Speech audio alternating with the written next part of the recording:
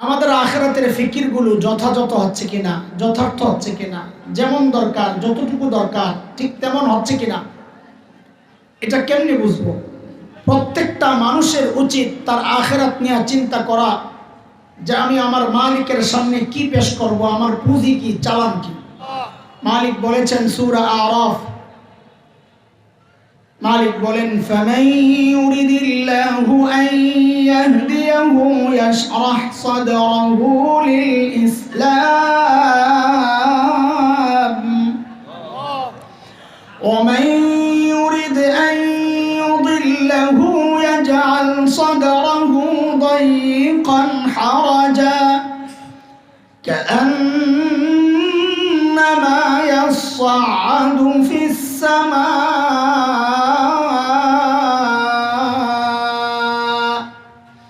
كذلك يجعل الله الرجس على الذين لا يؤمنون।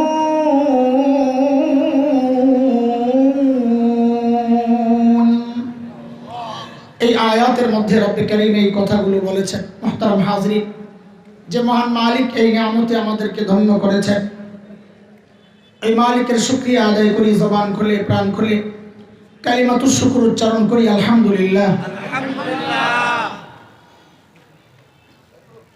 আমি আল্লাহ তাআলার শুকরিয়া আদায় করছি খাস করে এই জন্যে যে মাসিকারা মাদ্রাসা,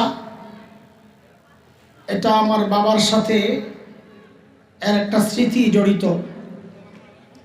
হযরত আব্দুল হক রহমতুল্লাহ আলাই আমার বাবা খুব ঘনিষ্ঠ বন্ধু ছিলেন। আমার মনে আছে আব্বা যখন অসুস্থ, আজ থেকে 13-14 বছর আগের কথা, যে অসুস্থতায় আব্বা মৃত্যুবরণ করেছেন, তো সেই কঠিন সময়ে আব্বা একদিন আমাকে ডেকে বলেছেন যে ভাইকে একটু দেখতে মন চাচ্ছে, আব্দুল হক সাহেবকে রহমতুল্লাহ আলাইহি। তখন আমার মনে আছে আমি একটা হলুদ ট্যাক্সিকে ভাড়া নিয়ে আপ ডাউন এসে হজরতের বাড়িতে গেছি।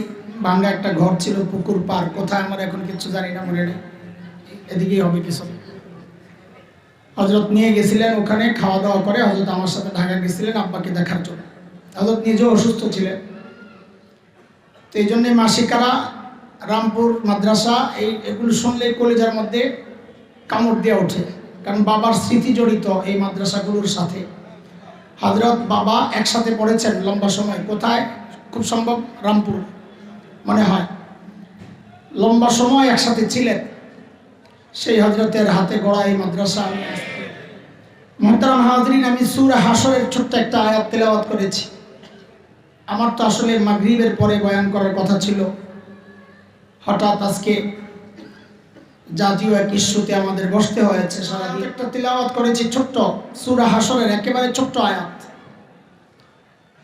যেখানে আল্লাহ তাআলা আমাকে আপনাকে বড় মায়া করে ডাক দিচ্ছেন, ইয়া আইয়ুহাল্লাযীনা আমানু। এই ডাকটা মালিকের বড় মায়ার ডাক। হযরত মুফতি শফি রহমতুল্লাহ আলাইহি বলেছেন, আল্লাহ তাআলা মুমিনকে কোরআনে দুই ভাবে ডেকেছেন।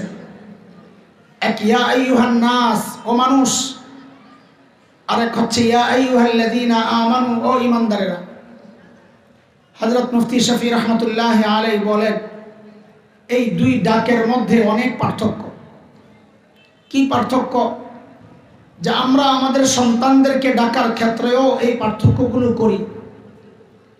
আমরা আমাদের সন্তানদেরকে কখনো নাম ধরে ডাক দেই, এই আব্দুল্লাহ, কথার কথা। তখন আব্দুল্লাহ বুঝে যে বাবার মুড বেশি একটা সুবিধার মনে হচ্ছে না, হয়তো রেগে আছেন, ডাকের নমুনা ভালো না। কিন্তু বাবা যখন সন্তানকে, বাবা আর সন্তানের যে সম্পর্ক, ওই সম্পর্ক ধরে যখন ডাক দিয়ে বলেন আব্বু, তখন সন্তান বুঝে যে বাবা আমাকে মায়া করে ডাক দিয়েছে। ঠিক আল্লাহ তাআলা যখন বান্দাকে ডাক দেন, ও মানুষ, ইয়া আইয়ুহান নাস, তো যেন আল্লাহ তাআলা নাম ধরে ডাকছে, বুঝে নেওয়া যে আল্লাহ তাআলা হয়তো রেগে আছে। কিন্তু যখন আল্লাহ তাআলা আল্লাহ আর বান্দার সাথে যে সম্পর্ক, ঈমানের সম্পর্ক, ওই সম্পর্ক ধরে যখন ডাক দিয়ে বলেন ইয়া আইয়ুহাল্লাযীনা আমানু, ও ঈমানদারেরা, তখন বুঝে নেওয়া যে আল্লাহ তাআলা বড় মায়া করে ডাক দিয়েছেন। মুহতারাম হাজরিন, আমি যে আয়াতে কারিমা তিলাওয়াত করেছি, এই আয়াতে মালিক আমাকে আপনাকে বড় মায়া করে ডাক দিয়ে বলছেন কি, ইয়া আইয়ুহাল্লাযীনা আমানুত্তাকুল্লাহ ওয়াল তানজুর নাফসুম মা কদ্দামাত লিগাদিন ওয়াত্তাকুল্লাহ।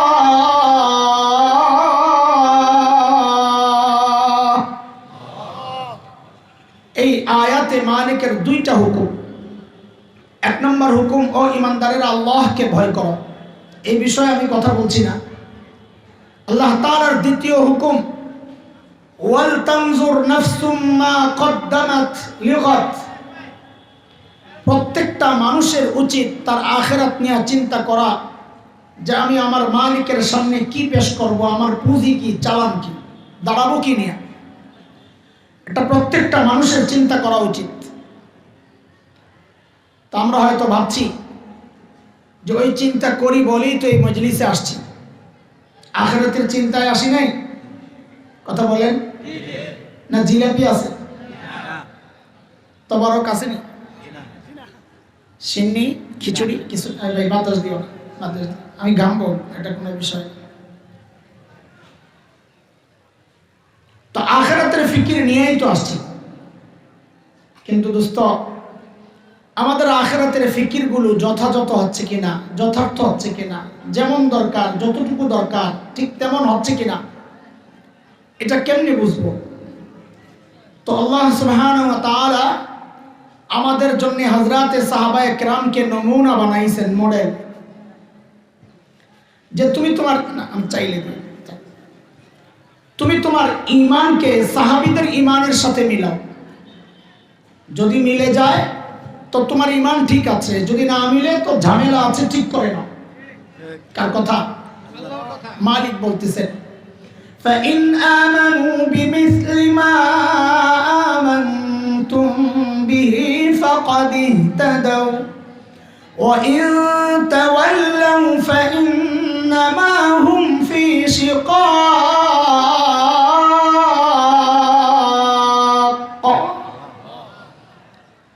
আল্লাহ বলেন, তুমি তোমার তাকওয়াকে সাহাবীদের তাকওয়ার সাথে মিলায়া দেখো।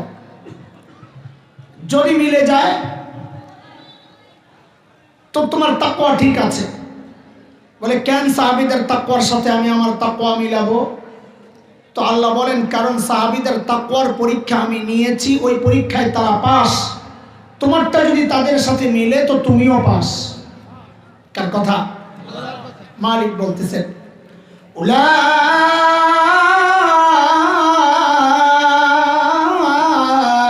আল্লাযীনা ইমতাহানাল্লাহু কুলুবাহুম লিত্তাকওয়া লাহুম মাগফিরাতুন ওয়া আজরুন আযীম।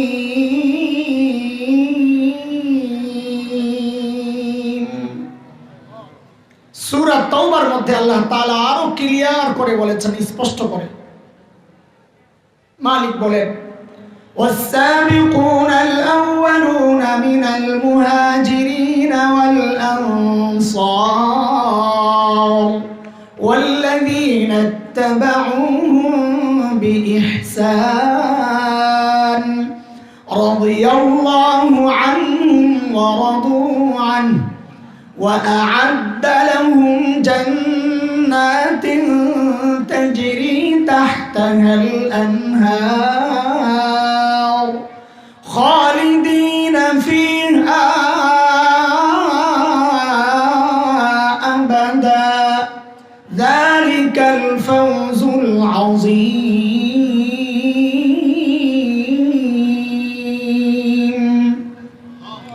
এই আয়াতের মধ্যে রব্বে করিম বলেন, সাহাবীরা আমার উপর রাজি ছিল, আমিও তাদের উপর রাজি। তাদের জন্য আমি জান্নাত তৈরি করে রাখছি। বলে, আল্লাহ তো আমাদের কি হবে?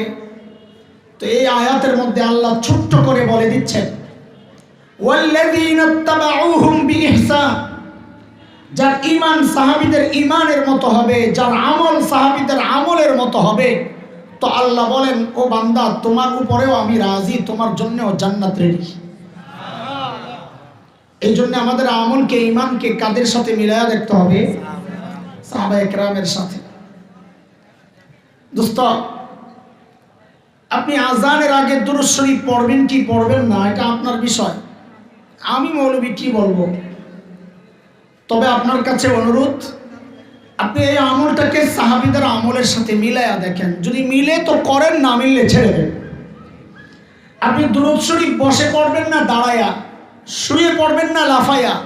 জিলাপি আপনার, মিলাদ আপনার, টাইম আপনার, ঘর আপনার, সব আপনার। আমি কে বলার? তবে আলেম হিসাবে অনুরোধ, আপনার তরিকাকে আপনি সাহাবীদের দুরূদ পড়ার তরিকার সাথে একটু মিলাই আনেন। যদি মিলে তো করেন, আমারও দাওয়াত দেন, আর যদি না মিলে তো ছেড়ে দেন আল্লাহর রাস্তে। কার কথা? এটা আল্লাহর কথা। তো এই জন্য আমরা আমাদের আমলকে কাদের সাথে মিলাইয়া দেখবো? হ্যাঁ, হুবহু সাহাবীদের মতো হবে না, হুবহু হবে না। হুবহু যদি হতো তো আল্লাহ তাআলা আমাকে আপনাকে এই যুগে না পাঠাইয়া ওই যুগেই পাঠাইতেন। যদিও আমরা এই আকাঙ্ক্ষা পেশ করি, ছোটবেলায় একটা গজলও গাইতাম আমরা। আমি এক লাইন গাইবো, এক লাইন বুঝানোর জন্য, কারণ এই গজল গায়ে বসে বসে আমি আর বিরুদ্ধে বলি। এখন আমার এরাই আমার বিরুদ্ধে দলিল বানাবে, নিজেও গজল গায়। টাইম পাস করার জন্য বলতেছি না, হাতের টাইম এমনি কম। ছোটবেলায় আমরা গাইতাম, একেবারে যখন ছোট, তো গাইতাম কি, জন্ম যদি হতো মোদের রাসূল পাকের কালে, আহা রাসূল পাকের দেশে। Full stop. একটু কি দরকার বোঝানোর জন্য? আমাদের ওস্তাদরা আটকায় দিতেন, হেই এই গজল গাওয়া যাবে না। কেন? কারণ কোন যুগে হইলে তোমার জন্য ভালো, এটা তুমি না, তোমার মালিকই ভালো বুঝে। নবীর যুগে হইলে তুমি যে সাহাবী হয়ে যাইতে, এই গ্যারান্টি কে দিছে? এমনও তো হইতে পারতো তুমি আবু জাহেল হইছো। সাহাবীদের মতো আমাদের আমল হুবহু হবে না। তবে একটা খুশির খবর আছে, শুনবেন নি আপনারা? ভাবে তো লাগে না? হ্যাঁ, মরসব খুশির খবর হইল, 2 মাস আগে টমেটোর কেজি কত আছিল? আচ্ছা 100 টাকাই ধরে, ফ্ল্যাট রেট। এটা কি ফ্রেশ না ভেজাল? ফরমালিন দেওয়া। ঠিক আছে, ফরমালিনওয়ালা টমেটো 100 টাকা কেজি, এগুলো কম, আরো বেশি আছে। আপনাদেরকে বোঝানো সহজ হবে উদাহরণটা। কয়দিন পর আমাদের এই যে মাদায়া থেকে, এলিটগঞ্জ থেকে শুরু হয় চান্দিনা পর্যন্ত, এই পুরা এলাকার 2 পাশে টমেটোর বিশাল এলাকায় টমেটোর চাষ হয়। তা আপনারা দেখছেন কিনা কখনো? আমাদের তো এই রোডে খুব যাতায়াত হয়, তখন এই ফেব্রুয়ারির মাঝামাঝি থেকে শেষ দিকে পাওয়া যাবে। তো কৃষকরা দেখতাম মাঝে মধ্যে টমেটো রাস্তার পাশে আইনা এরকম স্তূপ দিয়ে রাখে বেচার জন্য, বেচতে পারতেছে না। তো মাঝে মধ্যে নাইমা জিজ্ঞেস করতাম, কাকা কেজি কত? তো মাঝে মধ্যে জবাব দিত, যত দেন তত। এর মানে বুঝছে? এর মানে হইল কোন রকম নিয়ে আমারে বাঁচা, বিপদে আছে। হয়নি এমন? তখন এই স্তূপ ধরে বাড়িতে নিয়ে মেপে দেখতাম কয় টাকা কেজি পড়ে। দেখি যে 4 টাকা 5 টাকা কেজি পড়ে। আচ্ছা বলেন তো, এই 4 টাকা 5 টাকার কেজির টমেটোটা ফ্রেশ না ভেজাল? ফ্রেশ। হায় খোদা, তো উল্টা হয়ে গেল।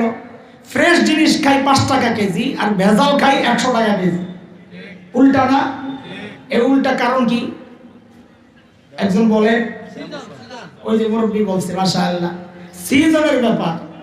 একটা সিজনে ওই সময় ফ্রেশটা দাম যা আছে ওইটাই অরিজিনাল দাম, কম না, এটাই অরিজিনাল দাম। আর অফ সিজনে জিনিস ভেজাল, তারপরেও দাম বেশি, রেট বেশি। এইটাই আমাদের সান্ত্বনা। আল্লাহকে শক্ত করে ধরবেন একা একা। আল্লাহ, আমারে তো ইবাদতের সিজন নবী যুগে পাঠাও নাই, আমারে তো পাঠাইছো ফিতনার জমানায়, শেষ জমানায়। অফ সিজনে আমার আমলে একটু ভেজাল হবে, একটু ফরমালিন থাকবে, কিন্তু রেট বাড়ায় দেওয়া লাগবে। ঠিক আছে না কথা? হ্যাঁ, আমার আমলের রেট বাড়ায় দেওয়া লাগবে। কেন?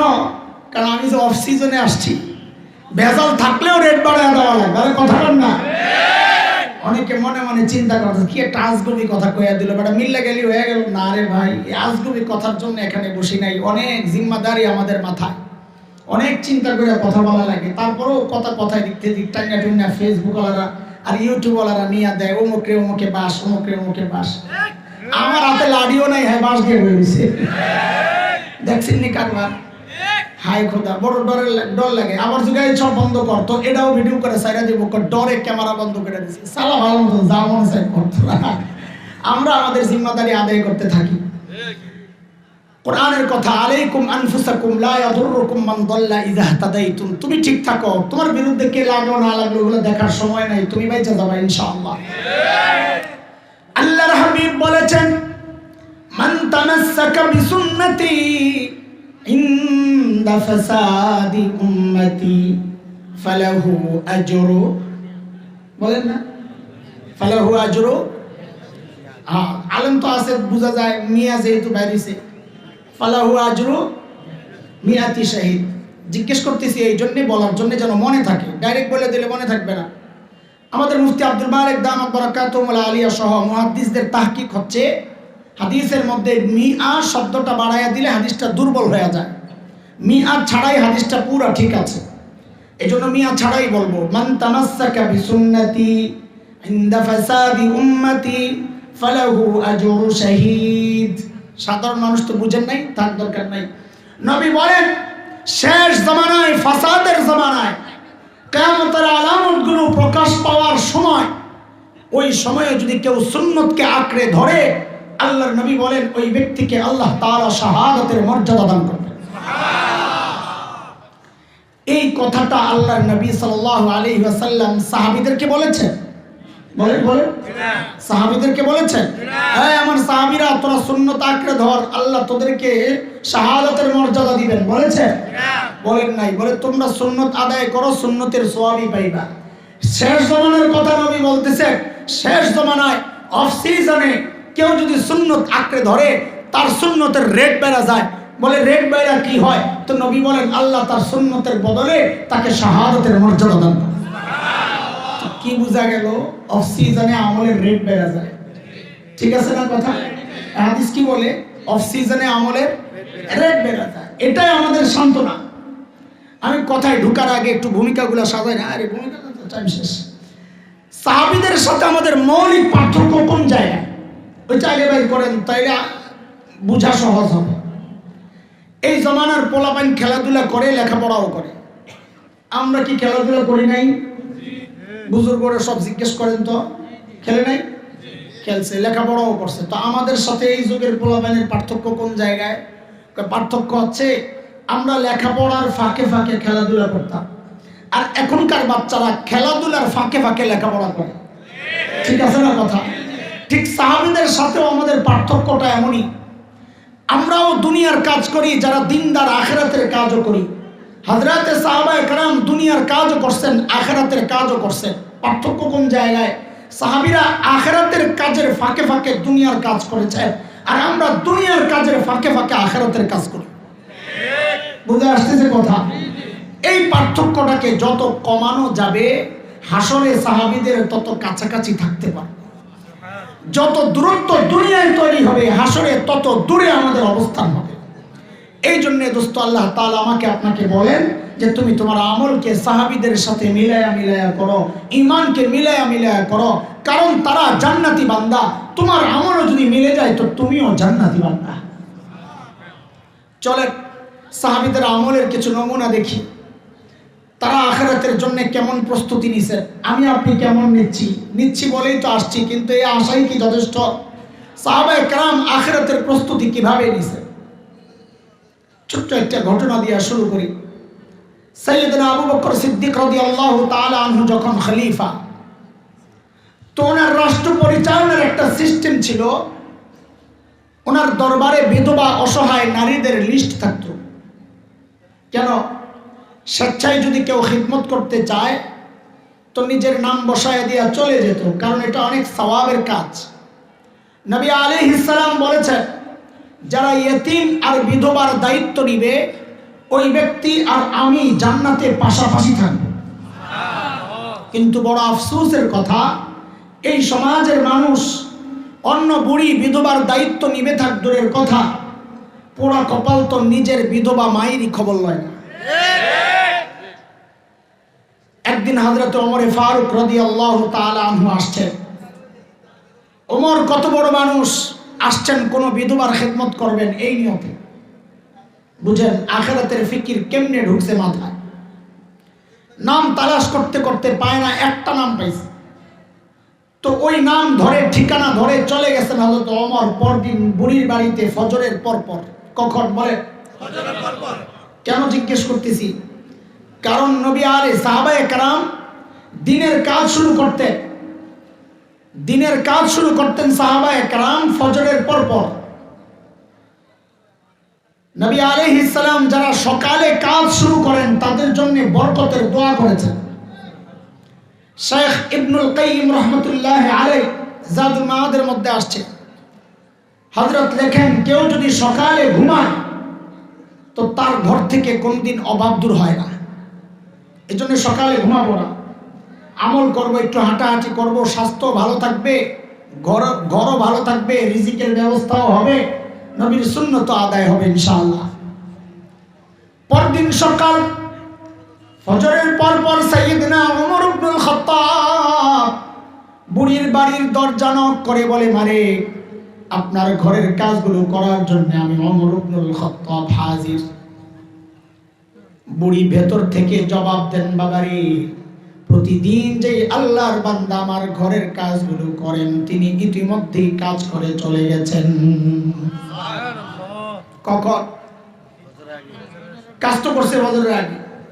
হযরত ওমর চিন্তা করলেন তাইলে আমাকে আরো আগে আসা লাগবে। ওই চিন্তায় সাইয়েদনা ওমর পরদিন ফজরের আজানের ওয়াক্তে বুড়ির দরজা নক করে বলে, মারে আমি ওমর ইবনুল খাত্তাব আপনার ঘরের কাজগুলো করতে আসছি। আজকেও বুড়ি জবাব দিচ্ছেন, বাবারে প্রতিদিন যে আল্লাহর বান্দা আমার ঘরের কাজগুলো করেন তিনি ইতিমধ্যেই কাজ করে চলে গেছেন। এইবার হযরত ওমর চিন্তা করলেন আমাকে আরো আগে আসা লাগবে। ওই চিন্তায় হযরত ওমর পরদিন তাহাজ্জুদের ওয়াক্তে বুড়ির বাড়ির দরজা নক করে বলে, মারে আমি ওমর ইবনুল খাত্তাব আপনার ঘরের কাজগুলো করার জন্য আসছি। হযরত ওমরকে অবাক করে বুড়ি আজকেও জবাব দিচ্ছেন, বাবারে প্রতিদিন যে আল্লাহর বান্দা আমার ঘরের কাজগুলো করেন তিনি ইতিমধ্যেই কাজ করে চলে গেছেন। কখন কখন? আরে কথা বলেন কখন? তাহাজ্জুদের ওয়াক্ত চিনেন আপনারা? কখন? 3টা 2টা 4টা যে যেটা মনে হচ্ছে বলতেছে। আচ্ছা আমার ওটা মাকসাদ না, ওটা আলেমরা বলবে। আমার কাছে একটা ডিজিটাল ব্যাখ্যা আছে, তাহাজ্জুদের ওয়াক্তের ডিজিটাল ব্যাখ্যা। এই যুগের পোলাপাই ফেসবুক ইউটিউব বন্ধ করে যখন ঘুমাইতে যায় ওটারও তাহাজ্জুদের ওয়াক্ত। এতে করে সবচেয়ে বিপদে আছে যারা রাত্রে চুরি করতো শিখেটা। এগো বাজার বড় খারাপ, কারণ যেই ঘরেই যায় জানালা দরজার সিপা দিয়া দেখে কেউ ঘুমাইছিনি, দেখে কেউ না কেউ কোনো আল্লাহর বান্দা আসমানের দিকে মুনাজাত দিয়ে শুয়ে রয়েছে। আরে কথা ঠিক কি কথা কম? গজব আইব নাকি? গজব আইব নাকি? এইবার হযরত ওমরের টনক নড়ছে, কিরে এত রাতে কে কাজ করে? আমার কাজের দরকার নাই, আগে বুজুর্গ ভাই করা লাগবে, কে আল্লাহর বান্দা। ওই চিন্তায় হযরত ওমর পরদিন ইশার নামাজের পর বুড়ির বাড়ির সামনে এক ঝোপের আড়ালে চুপচাপ বসে আছেন, অপেক্ষা এত রাতে কে কাজ করার জন্য আজকে দেখবেন। হযরত ওমর লক্ষ্য করলেন গভীর রাত এক আল্লাহর বান্দা বুড়ির বাড়ির দিকে চোরের মতো পা টিপে টিপে আগাইতেছে। হযরত ওমর রেডি, দেখি কেডা। যেই না সামনে আসছে ওমর দাঁড়িয়ে গেছেন। এই কে আপনি? ওরে বাপে, ওমরের যে আওয়াজ, রাত ও গভীর, মানুষও একা, আমার সামনে এমন কেউ দাঁড়ায় আছে তো কে? তা আমার তো কাপড় চোপড় নষ্ট হয়ে গেছে। হযরত ওমরের আওয়াজে ওই ব্যক্তি ভয় পাবেন থাক দূরের কথা, উল্টা হযরত ওমর যাকে দেখছেন দেখে নিজেই চমকায় গেছেন। আরে কি কারবার, দেখেনি আর কেউ না, খলিফাতুল মুসলিমিন আবু বকর সিদ্দিক রাদিয়াল্লাহু আনহু। ওমর তো অবাক হয়ে গেছেন, আবু বকর আপনি? পায়ের দিকে তাকায় দেয়, জুতা নাই, খালি পায়ে আইছে।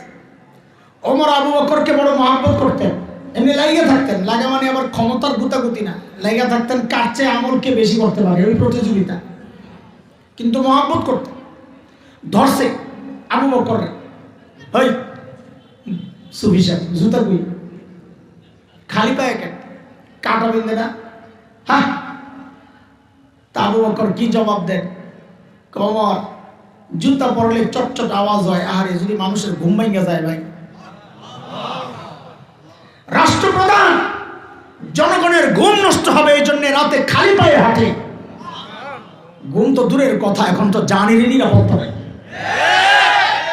তাও ইসলামী শাসন তোমাদের ভালো লাগে না, তোমাদের কাছে ওই মার্কা মারুরে পাইছি, কম বখত, বদ বখত, হতভাগা, পোড়া কপাল, দুর্ভাগা কপাল। দুনিয়ায় চাপড়াবি, আখেরাতেও চাপড়াবি, মনে রাখবি। হায় মালিক। এইবার ধরছেন হযরত ওমর। আপনি আসছেন কেন বলেন? আমরা কি মরে গেছি?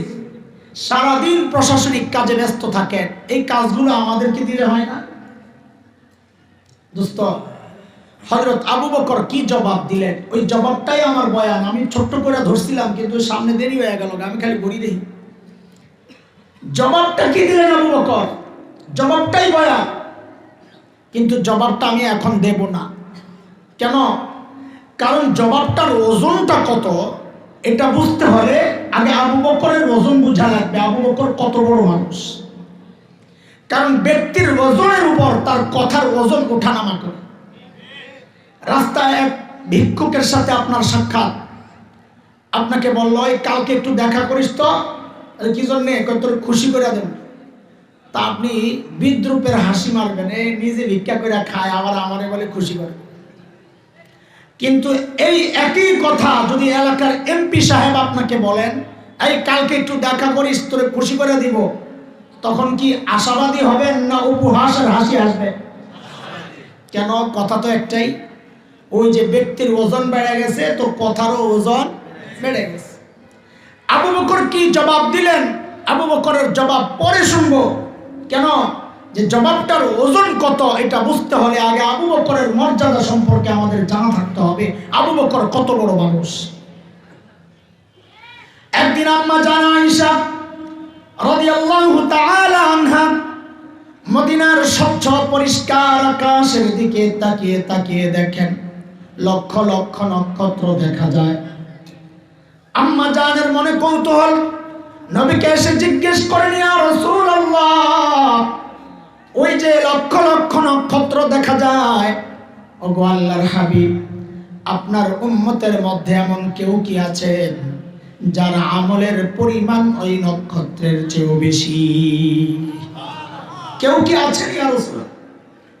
আল্লাহর হাবিব বলেন, আয়েশা আছে একজন। কয়জন? একজন। আম্মা জান তো মনে মনে খুশি, জানি তো একজন কে, আমার আব্বা আবু বকরই তুই, আর কে হইব? বলে জানলে আবার জিজ্ঞেস করছো কেন? কয়টা দুনিয়ার সব মেয়েদের স্বভাব, সব মেয়েরাই চায় স্বামীর মুখ দিয়ে একটু বাবার বাড়ির প্রশংসা শুনতে। কথা কয় না? একদিন খালি বদনাম করে দেখো, এক সপ্তাহ তরকারি মজা হয় না। এই বিপদে খালি আমি একাই। হ্যাঁ, খুব খুশি লাগতেছে না? রেডি করে সাইজ করতেছি যে হুজুরে দিয়ে কাম সারতেছি, যা আমি আর বিপদে বললাম না। গাদা সাইজ তোমারে করা হয়েছে, তুমি চার পাও না। বলে কেন? বলে তার মা বাবার প্রশংসা করলে তার ভালো লাগে, বদনাম করলে কষ্ট লাগে, এটাই তো হওয়ার কথা। দুর্ভাগা পোড়া কপাল তো তুই। এই বউ যখন তোর মা বাবার বদনাম তোর কানে ঢুকায়, তোর কষ্ট লাগে না, বরং বউয়ের কথা শুই না যায় মা বাবার সাথে খারাপ আচরণ করে। অসভ্য তো তুই বেটা, আমার হাসস, লজ্জা করে না? আল্লাহর হাবিব বলেন, আয়েশা আছে একজন, আমার যে উম্মতের আমল ওই নক্ষত্রের চেয়েও বেশি, সে হচ্ছে উমর ইবনুল খাত্তাব।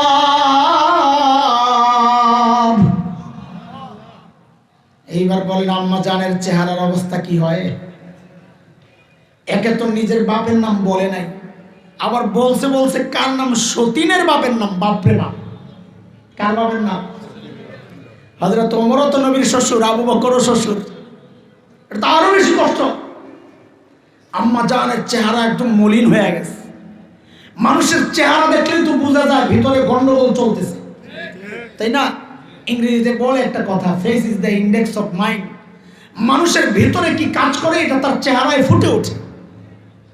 আম্মা জানের চেহারা দেখাই নবী বুঝছেন আয়েশার ভিতরে গন্ডগোল চলতেছে। তো আল্লাহর হাবিব সান্ত্বনা দিচ্ছেন, আয়েশা কি ব্যাপার? ভেবেছিলে বাবার নাম বলবো না? আরে আয়েশা শোনো শোনো, তোমার বাবা আবু বকরের হিসাবটাই আলাদা। আমার গোটা উম্মতের আমল যদি এক পাল্লায় করা হয়, আর একা তোমার বাবা আবু বকরের আমল যদি আরেক পাল্লায় করা হয়, তো আবু বকরের আমলের পাল্লা ভারী হয়ে যাবে। আবু বকরের মর্যাদা। বাতাস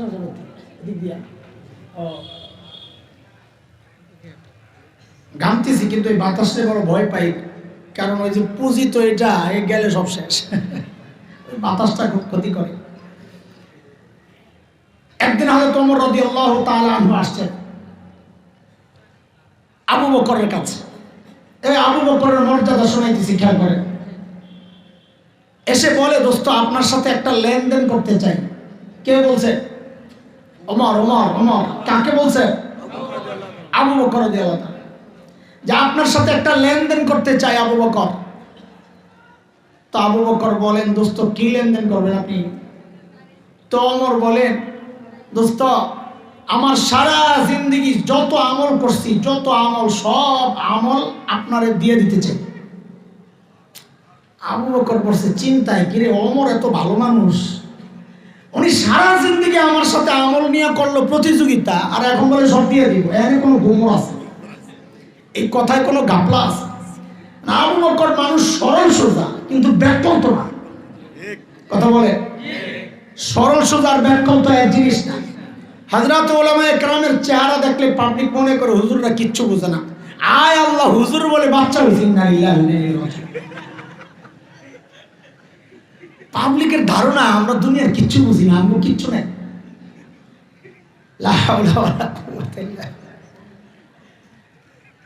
আরে যার সিনায় কোরআনের ইলম বুঝো, যার সিনায় হাদিসের ইলম এত জটিল জটিল মাসআলা, সে ব্যাকল হতে পারে না। বরং তাকে যে ব্যাকল মনে করে সে ডাবল ব্যাকল। একটা গল্প না শোনাইলে তো হয় না তো করে। আমি যখন তুই বলবো মুরব্বীরা বুঝবেন, আমারে কয় নাই, উপলব্ধি বুঝে। খামাকা কষ্ট পাইয়া বুঝা, খামাকা কষ্ট নিয়ে বইয়া থাকেন না, বদদুয়া দিয়ে না। আমাদের আল্লামা মুস্তাফা আল হুসাইনি রহমতুল্লাহ আলাইহি, মনে আছে না? দেখতে তো মাশাআল্লাহ একেবারে দুনিয়ার কিচ্ছু জানে না।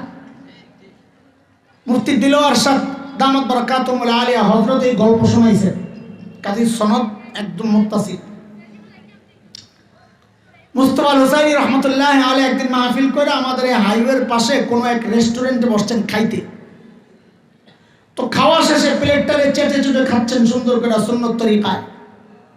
তো একটা হাড্ডি ছিল, ওই হাড্ডিটারে বৈশা বৈশা চাবাইতেছে। পাশের টেবিলে এক ভদ্রলোক বসে বসে চা খায়। কি খায়? চা খায়। দুনিয়ায় এমন বহু মানুষ আছে যে দাড়িওয়ালা টুপিওয়ালা দেখলি চুলকানি শুরু হয়। আসেনি? আসেনি? মাসিকারা তো নাই। ওই বেটাও ওই ক্যাটাগরির। এই চা খায় আর বসে বসে হুজুরের হাড্ডি চাবান দেখে। মনে মনে চিন্তা করছে, এই সুযোগটা হাতছাড়া করা যায় না, হুজুরে যাই একটু সাইজ করে কাটনোল্লার। চায়ের কাপটা হাতে নিয়ে হুজুরের টেবিলের সামনে দাঁড়ায় বলে, এক্সকিউজ মি। হুজুর বলে, ইয়েস। বলে একটা কথা জিজ্ঞেস করতে চাই। বলে করেন। বলে হুজুর আপনাদের এলাকায় কুকুরে কি খায়? বুঝেননি কথা? ওই যে হুজুর যে হাড্ডি চাবাইতেছে, হুজুরের কুকুরের সাথে তুলনা করলো কাটায়। হুজুর আপনাদের এলাকায় কুকুরে কি খায়? মনে করছে এই কথা জিগাইয়ে হুজুরের চোখের পানি নাকের পানি একাকার হইয়া হুজুর কানতে কানতে মনে হয় বেহুশ হয়ে যায়। তো টের পায় নাই এই যে ভীমরুলের বাসায় হাত দিছে। যেই না জিজ্ঞেস করছে হুজুর আপনাদের এলাকায় কুকুরে কি খায়, হুজুরের দিকে তাকায় না, হাড্ডি চাবায় আর রাস্তা করে কয় আমগো এলাকায় কুকুরে চা খায়।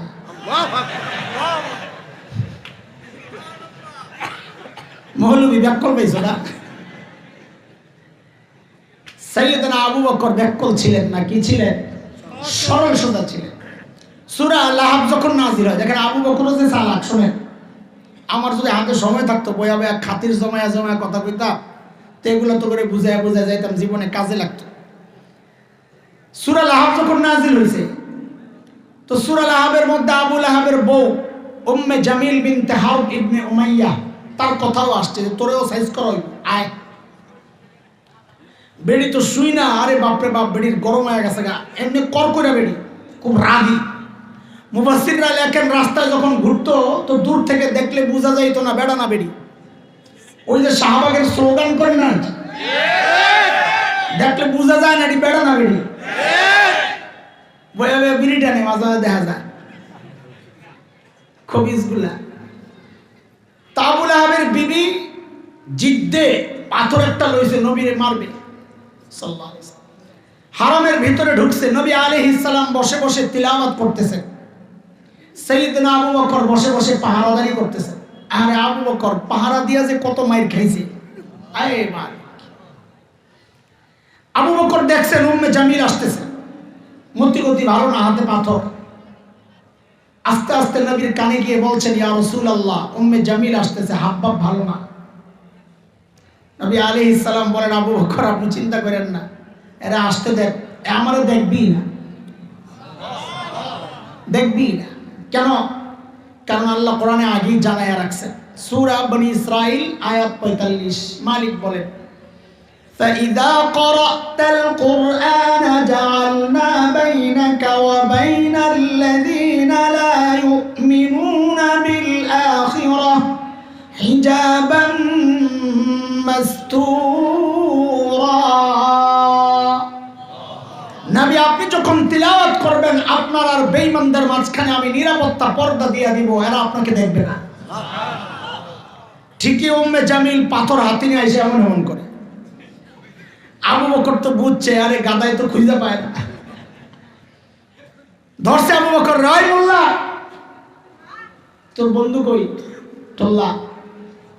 ওই সময় যেটা কইছে আমি তর্জমা করলাম এটা দিয়া, একই তো কথা, সময়ের শব্দ দিয়েই তর্জমা করা লাগে বক্তব্যের। ওই মোল্লা তোর সাথেরটা কই, দোস্ত কই? এখন আবু বকর যদি বলেন লা আদরি, আমি জানি না, তো মিথ্যা হয়, আবু বকরের সিদ্দিক কাটা যায়। আর যদি বলেন এই যে আমার নবী, তো আবু বকর মাইর খায়, কারণ উম্মে জামিল মনে করবে আবু বকর বুঝি এর সাথে দুষ্টামি করতেছে, মিথ্যা কথা বলতেছে, কই নবী তো আমি দেখি না, তুই কই দেওয়াস, খামাখা মাইর খাইব। আবু বকর কি চালাক, যেই না জিজ্ঞেস করছে তোমার সাথী কই, দোস্ত কই, তা আবু বকর কয় খুঁজা দেখো। কি কয়? খুঁজা দেখো। বলেন আমি জানি না, কি কয়? হিজরতের সময় নবী আর আবু বকর যাচ্ছেন মদিনার দিকে, কাফেররা খুঁজতেছে, পাইলেই 100 উট। বহু দূরে এক জায়গায় ধরা পড়ছে, এক কাফেলা ধরছে নবী আর আবু বকরকে, কিন্তু এত দূরে যে তারা চিনে না, নবী কেউ চেনে না, আবু বকর কেউ চেনে না। আবু বকর সামনে, নবী পেছনে। আবু বকরকে ধরছে, জিজ্ঞেস করতেছে মাম্মা তোমার সাথে এই লোককে? এখন আবু বকর যদি বলেন লা আরিফ, আমি চিনি না, তো মিথ্যা হয়, সিদ্দিক কাটা যায়। আর যদি বলেন হাদা নবী ইউনাইনি, আমাদের নবী, তো নবুয়ত শেষ হয়, ধৈর্য নিয়ে মেরে ফেলে। সাইয়েদনা আবু বকর বড় আজীব তারিখ, ইতিহাসের কিতাবে একটা কথা বড় মজা করে লেখছেন ঐতিহাসিকরা। আবু বকর আস্তে করে জবাব দিলেন, হাদা রাজুল ইয়াহদিনি, ইনি একজন মানুষ আমার রাস্তা দেখায়। এরা মনে করছে পাহাড়ি এলাকা, এবারে মনে রাস্তা চিনে না, এই লোক রাস্তা দেখায় দেখায় লয়ে যায়। কিন্তু আবু বকর তো নিয়ত করছেন ইয়াহদিনি ইলাল জান্নাহ, তিনি আমারে জান্নাতের রাস্তা দেখান। আবু বকর সরল সোজা কিনা কথা বলেন। সাইয়েদনা ওমর যখন বললেন আবু বকর আমার সারা জিন্দেগীর আমল আপনাকে দিতে চাই, আবু বকর আস্তে করে জানতে চাইলেন, ওমর বুঝলাম সব দিয়া দিবেন, কিন্তু ছোট্ট করে একটু বলেন না আমার কি দেওয়া লাগবে। ওমর বলে আবু বকর ঘাবড়ায়েন না, বেশি কিছু চাবো না। বলে কম বা কি, বলেন না। বলে আবু বকর ওই যে হিজরতের সময় নবীর সাথে সাউর গুহায় যে 3 দিন ছিলেন, ওই 3 দিন আমাকে দিয়ে দিবেন, আমি আমার সারা জিন্দেগীর আমল আপনাকে দিয়ে দিব। কয়দিন? কয়দিন? সারা জিন্দগির আমল আর 3 দিন মোকাবেলা করছে। 3 দিন দেন, সারা জিন্দগি নেন। বুঝার বিষয় হচ্ছে সাইয়েদনা ওমর কি বুঝলেন গোমর, যে এই 3 দিন ভিতরে আবু বকর এমন কি পাওয়া গেছে গোপন, যার কারণে ওমর চাইছেন যে আমার সারা জিন্দগির আমল দিয়ে দিব 3 দিনের বিনিময়ে। কি পাইছেন? এটা বুঝার জন্য একটু গুহায় ঢুকা লাগবে। যাইবেন নি আপনারা? হুজুর আয়া পড়ছে না? কাহিল সাহেবুল্লাহ সব হুজুর আয়া পড়বেন না? আচ্ছা বইলেন আসলে। আরে ঢুকবেন না একটু গুহার ভিতরে? চলেন যাই, খবর আছে। গুহার ভেতরে আবু বকর আর রাসূল সাল্লাল্লাহু আলাইহি সাল্লাম। আচ্ছা, গুহার ভেতরে ঢোকার আগে গুহার মুখটা আগে একটু বন্ধ করে আইছিলেন। গুহার মুখের মধ্যে জানি কে কে বাসা বানাইছে। আজকে আপনাকে ওয়াজের পরীক্ষা হবে, কত ওয়াজ শোনেন, যে ওয়াজ মুখস্থ রাখছেন নি দেই।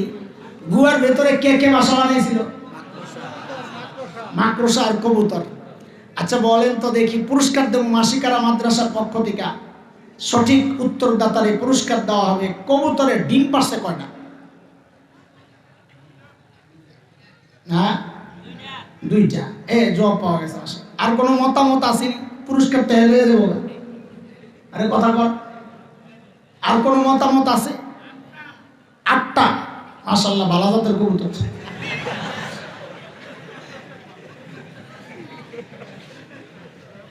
আপনারা অনেকে মনে মনে চিন্তা করতেছেন, কিরে ভাই, নবীর সাথে সংশ্লিষ্ট একটা গল্প নিয়ে দেখি মৌলবী তামাশা করতেছে। হ্যাঁ ভাই, হ্যাঁ, আমি তামাশাই করতেছি। কেন? কারণ মুহাদ্দিসরা বলেছেন কবুতরের গল্পটা পুরাই জাল, বানোয়াট, মিথ্যা কথা। এটা নাই, আর কোনো অস্তিত্ব নাই। এই দোষ আমাদের, আপনাদের না। আপনাদেরকে মজা দেওয়ার জন্য এই গল্প বানায়া বানায় আমরা বলি। গল্প বানায়া বলার ওয়াজই মজা আলাদা, শুনতেও মজা, বলতেও মজা। কবরে গেলে সাইজ যেটা হইব ওটাও মজা। ঠিক আছে না কথা? হ্যাঁ, মাকড়সার জালের গল্প কোন কোন মুহাদ্দিস বলেছেন এইটাও জাল, তবে অনেকেই বলেছেন জাল না, তবে দুর্বল। সেই দুর্বল বর্ণনাটাই আপনাদেরকে শোনাচ্ছি, যেহেতু ঘটনার ক্ষেত্রে দুর্বল বর্ণনা আনা যায়। আচ্ছা, আমাকে একটা জবাব দেন আপনারা, এই জোয়ান পোলাপান, খুব মনোযোগ দিয়ে এই অংশটুকু শোন। তোদের কথা, গুহার ভেতরে নবী আর আবু বকর, আল্লাহ যদি চাইতেন গুহার মুখটাকে পাথর দিয়ে প্যাকেট কইরা গুহার ভেতরটাকে জান্নাতের টুকরা বানায়া দিতে পারতেন কি পারতেন? তো আল্লাহ তা না কইরা একটা মাকড়সার জাল দিয়া নিরাপত্তা দিয়েছেন, কারণ মাকড়সার জাল তো অনেক শক্তিশালী। ছিন্ন করে কাফেররা ভেতরে ঢুকতে পারবে না। না দুর্বল? কত দুর্বল! সূরা আনকাবুতে আসছে, মাকড়সার নামে একটা সূরা আছে কোরআনে। ওই সূরায় আল্লাহ কি বলেন? ওয়া ইন্না আহওয়ানাল বুয়ুতি লাবাইতুল আনকাবুত। জগতের সবচেয়ে দুর্বল ঘরের নাম হচ্ছে মাকড়সার ঘর। ওই দুর্বল ঘর দিয়ে আল্লাহ তার নবী আর আবু বকরকে নিরাপত্তা দিয়েছেন। কেন? শক্তিশালী ভাবে পারতেন কি পারতেন? কেন এই দুর্বল ভাবে আল্লাহ নিরাপত্তা দিলেন? আল্লাহ জগৎবাসীকে দেখায়া দিয়েছেন, দেখ, আমি যদি আমার দিনকে বাঁচাতে চাই তো আমার পারমাণবিক অস্ত্র লাগে না, যুদ্ধ বিমান লাগে না, ট্যাঙ্ক কামান লাগে না, সাবমেরিন লাগে না, লাখো সৈন্যের দরকার হয় না, কর্মী বাহিনীর দরকার হয় না। আমি আমার দিনকে বাঁচাতে চাইলে মাকড়সার জাল দিয়েই বাঁচাইয়া দিতে পারি। দরকার আবু বকরের ঈমান। কি দরকার? কি দরকার? ঈমান ঠিক করো, ঈমান ঠিক করো। দুনিয়ার কোন শক্তি তোমাকে পরাজিত করতে পারবে না ইনশাআল্লাহ। বিখ্যাত বিপ্লবী শেখ ওমর মুখতার রহমতুল্লাহ আলাইহি লিবিয়ায় দখলদারদের বিরুদ্ধে সশস্ত্র লড়াই করছিলেন। দখলদাররা সিদ্ধান্ত নিল বম্বিং করে গোটা এলাকা শেষ করে দিবে। কাছের কেউ যায় বলল, হযরত, এলাকা ছাড়া দরকার, আমাদের কাছে তো বিমান বিধ্বংসী অস্ত্র নাই, তা আমরা তো মারা পড়ব। শেখ ওমর মুখতার এক ঈমানদীপ্ত জবাব দিয়েছেন পাল্টা প্রশ্ন করে। কি প্রশ্ন করছেন তিনি? তিনি জিজ্ঞেস করেন, আরে বলো তো তাদের বোমারু বিমানগুলা কি অনেক শক্তিশালী নাকি? হ্যাঁ, অনেক শক্তিশালী। বলে কত শক্তিশালী? এগুলা কি আরশের উপরে দেওয়া যায় না আরশের নিচে দেওয়া যায়? আরে কি কোন কই আরশ, কোথায় সাত আসমান, কোথায় মহাশূন্য, আর কত নিচে দিয়ে ওই বিমানগুলা যায়? থুর তাইলে ডরায় আমার। যদি আরশের উপর দিয়ে যেত তাইলে ভয় পেতাম যে আমাকে রক্ষা করবেন যে আরশের মালিক, সেই মালিকের উপর যদি বম পড়ে তো আমারই বাঁচাবেন।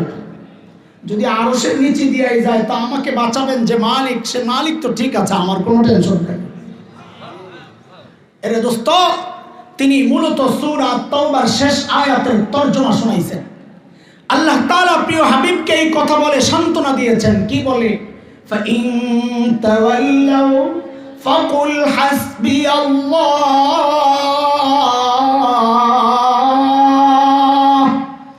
লা ইলাহা ইল্লাহু আলাইহি তাওয়াক্কালতু ওয়া হুয়া রাব্বুল আরশিল আযীম।